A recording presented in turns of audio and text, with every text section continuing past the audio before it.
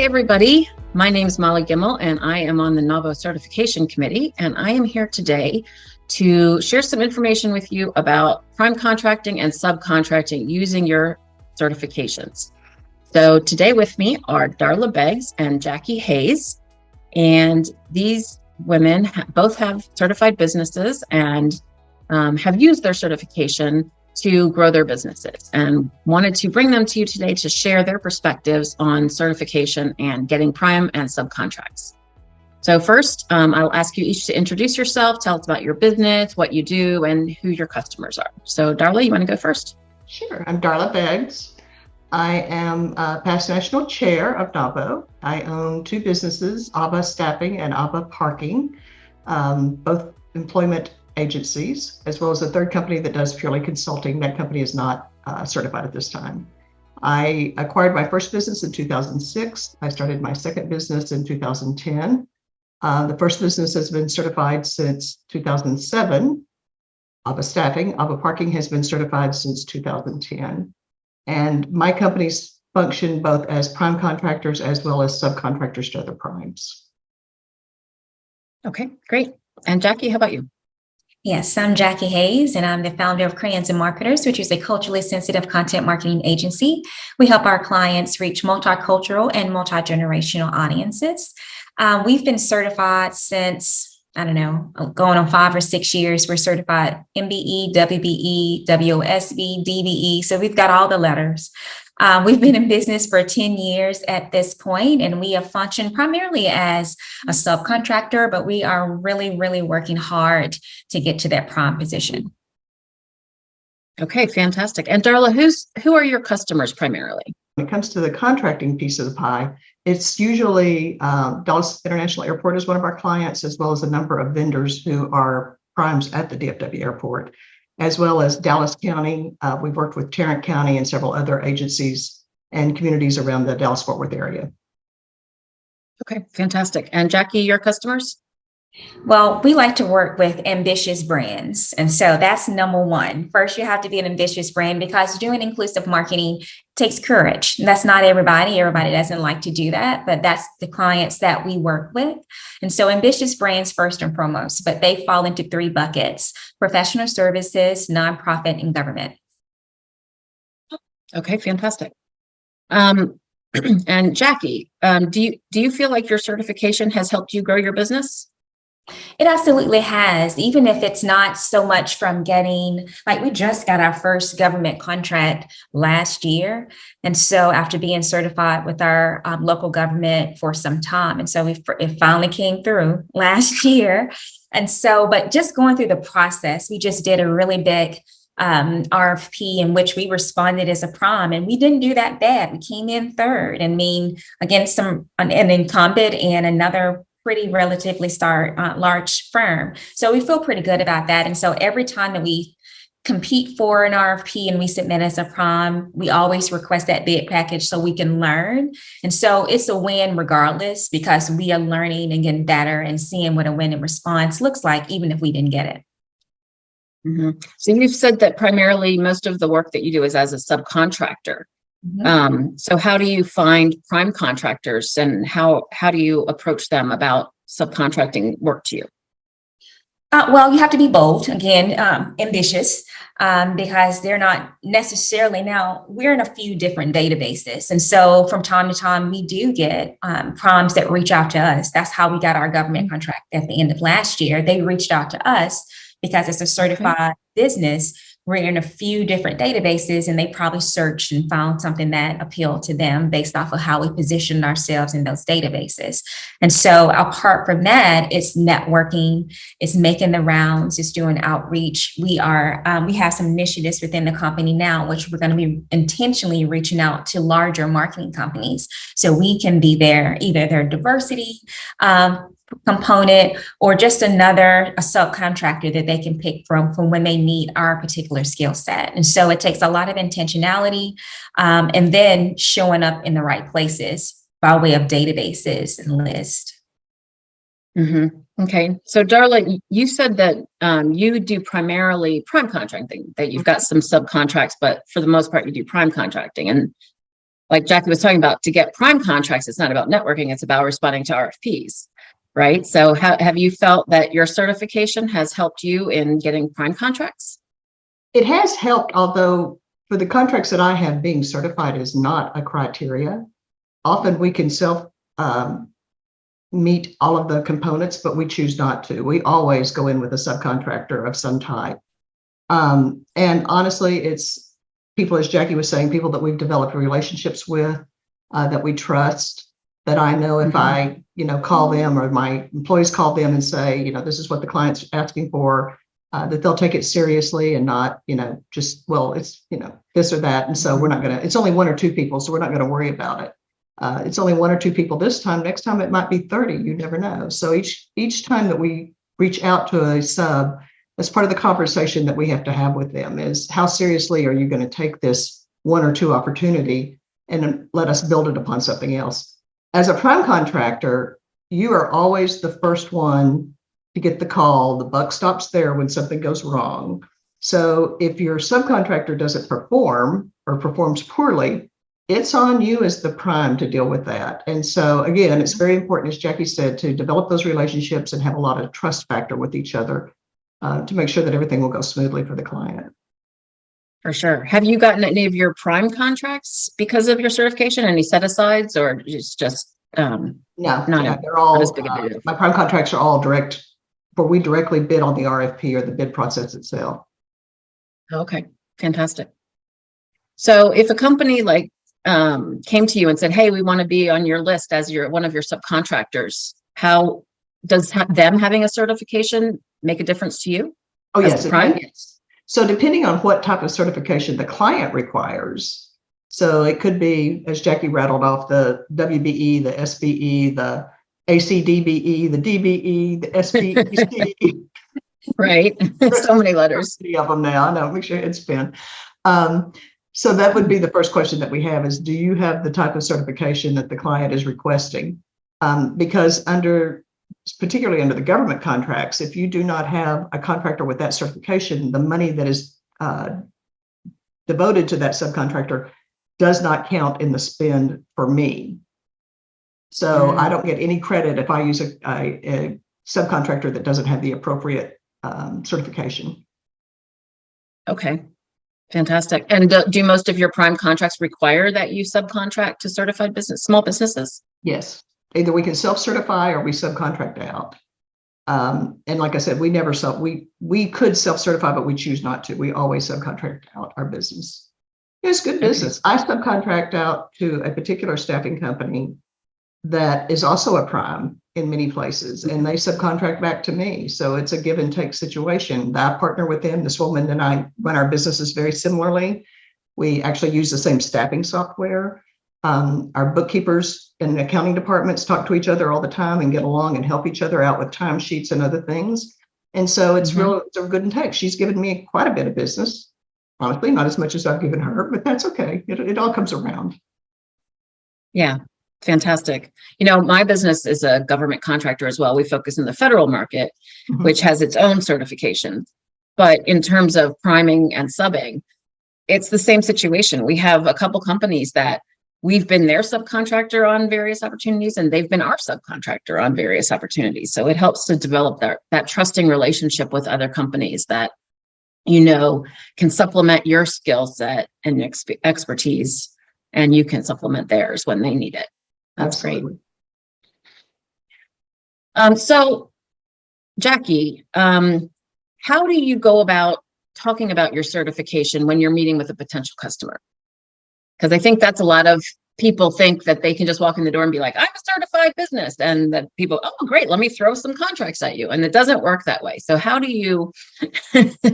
No, it doesn't work that way at all, Molly. And, we never lead with that. We stand on, we are good at what we do regardless. right? And so we always go in with our value proposition as an organization, and our proof points from our client wins. But we say, and matter of fact, we can also help with your supply diversity goals. And so we do that. And it's with those companies that we know. And that's also important for you to understand and to research the supply diversity commitments that a company or an organization puts out for the world to see, because we have a lot of performative initiatives that go forth. They say one thing and do another.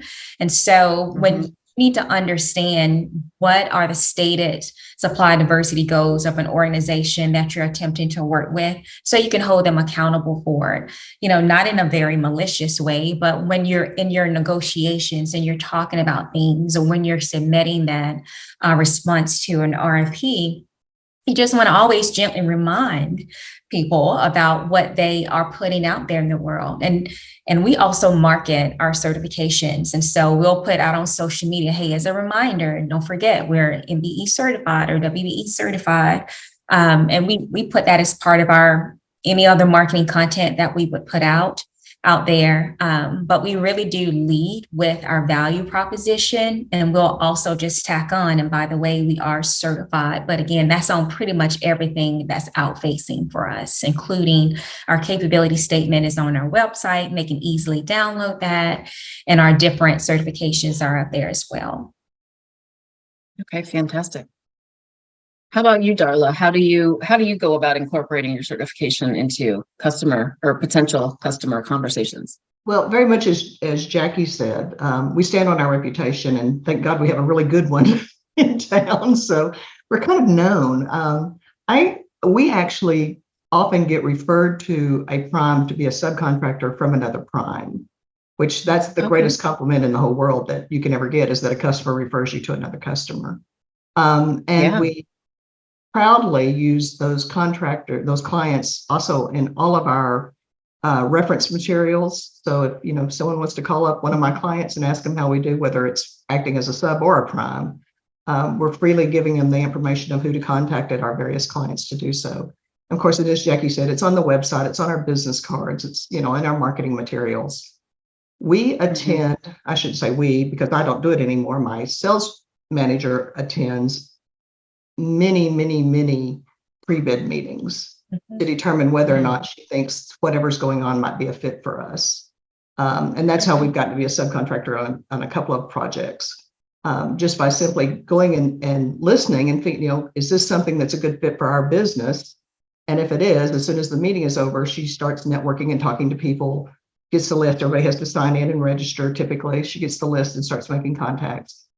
From time to time, it's not a good fit for us, and we acknowledge that as well. You don't want to go into being a prime or a sub not thinking it's a good fit for your business, because you're destined not to be successful if that's the case. It'll be an uphill battle, and you might be successful, but it won't be an enjoyable success. It will be a miserable success because it's such a battle to make it right for the client. Yeah, I absolutely agree. And then if I can add to that, and you please. Also, sometimes an RFP is just something, certified or not, that you just need to pass on, especially depending on your size of business. If you kind of start getting into an RFP and you really have to read these things, and it sometimes the math just doesn't work out, right? And so you're like, I can't believe this is even out there. And so because the math just doesn't work out. And so certification, again, should always be looked at as a way to open a door, but then you still have to bring in your business sense to say, does this even still make sense for me to even, to bid on this RFP or to go after this opportunity? Because you may get in there and you could very easily run out of money in the job. And so it's just, especially with government work, because sometimes the price point is just so much lower than it is in the private sector. And so you really have to look at it, and we look at it this way, although we're certified, and we're one of those rare companies, and professional services is hard anyway with government. They don't always, those RFPs don't come out like widgets and things like that does. So they're not as plentiful, but so we don't hang our hat on just certified business work. So you have to have different buckets of revenue opportunities for your business. Because if you put all your business in a certified bucket and those things come around, depending on your industry, may not come around as often, you're going to get into a little bit of trouble. So you want to have different buckets of money that turn on at different times of the year. And your certified bucket is just one of the other buckets of revenue opportunities for you throughout the year. Very true. Absolutely. That's a great point. I think, having a diverse streams of revenue is really important. You can't put all your eggs in one basket, right? Because if that basket, collapses, then you're screwed. Pretty much, Barb. Yeah. Okay. So both of you have been certified for several years. What advice would you give a newly certified woman business owner about how best to utilize their certification? What should they do? Darla? Oh, you want me to start? Well, attend the pre-bid meetings. If it's a contract that has a pre-bid meeting, network, market, make sure, as Jackie said, you've got your certification listed on everything that can be read or handed out in any way. A lot of the networking that goes on also goes on with external to the certification network. So by that, I mean, go to your NAVO meetings and talk to those ladies there.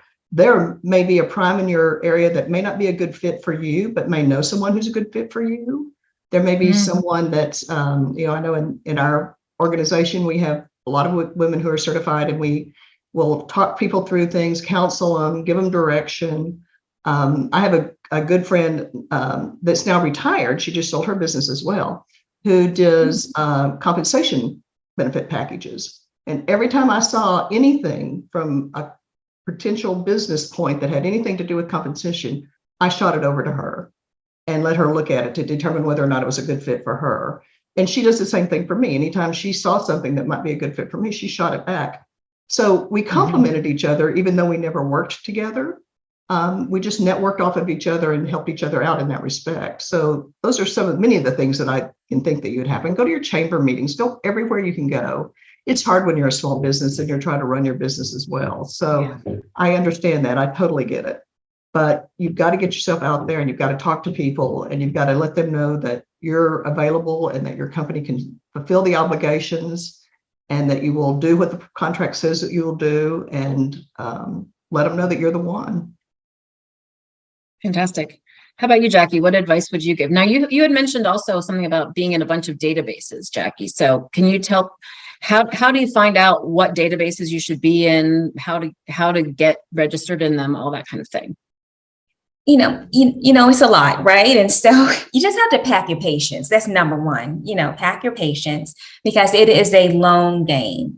Because although it's, especially when it comes to government work, a lot of times it's the lowest bidder, but it's still relationships involved in there. And so it's almost, if you think about like the 8A program, people want to be in the 8A program, and they'll tell you the best strategy for participating in the 8A program is to start making your relationships first and then get certified. So because it takes some time and you only have so much time that you can participate in this program, you don't want to spend the first 3 years of the program building relationships and not getting to work.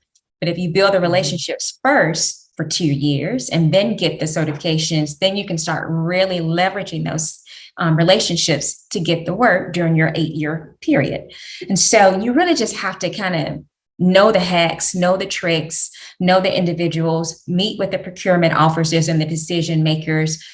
They need to know your name. You need to put them on your email list so that they know what your company is doing, so that they know that you're capable, so that when something comes up, because sometimes they'll send it to you before it's out. If you have the right relationships within an organization, public sector or private sector. But even beyond that, the databases, just like we're certified through another corporate entity, and they certify. And so they have a database of all the ladies who are certified within this WBE network or the DBE network. And so you just kind of get into these listservs. And so now I get RFPs from Texas and other places like that. I'm not registered in Texas, but my name is on the database somewhere. So those things now.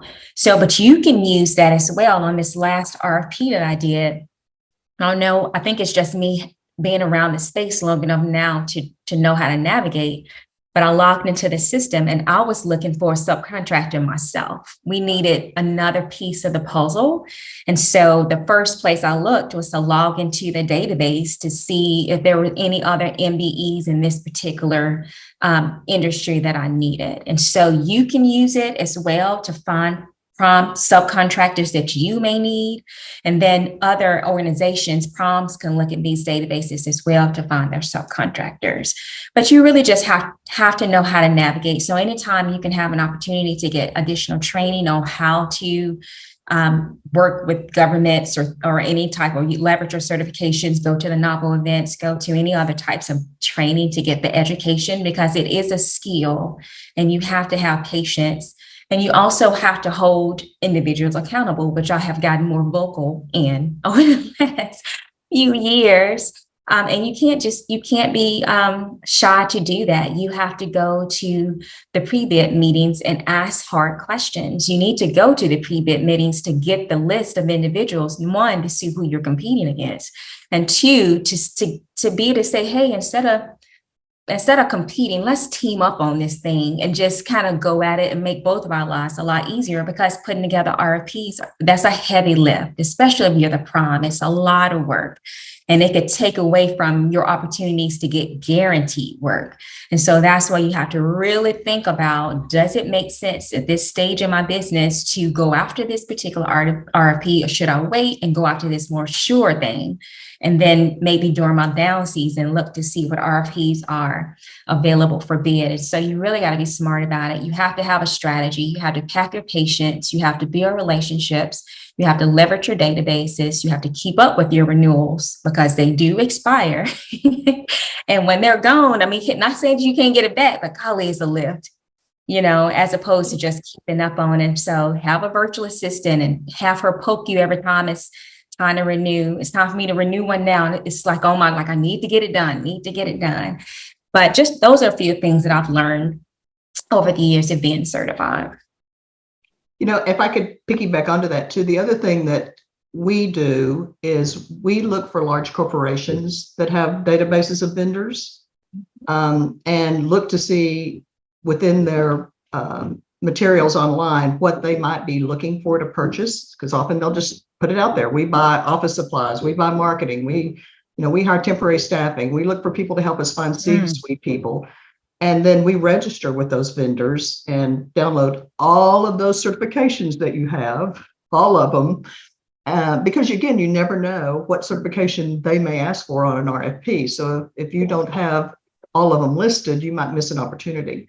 But we do that a lot. We probably have 50 large corporations here in the Dallas-Fort Worth area that we are registered with, and then we stay in touch with to try to get our foot in the door again, either as a sub or a prime with another organization. So that's one more database opportunity for you to look at.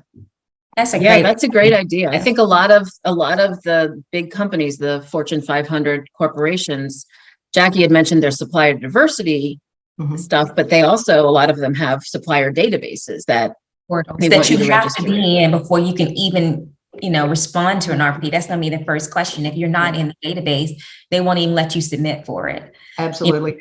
And if I could put this little tidbit out there, and I think this will hold true for some time anyway, we have found that most of those vendors, you have to be using Chrome for their database to recognize what you're putting in there. You can use any browser you want to use, but when it comes time to hit that, okay, I'm done button, you're not done because you weren't in the right browser and it doesn't recognize it. It either won't accept your certifications or it just throws you out completely. So just by default, it's not necessarily what people in my office use all the time, but by default, if we're dealing with any kind of vendor database, you open a Chrome browser to work in that database.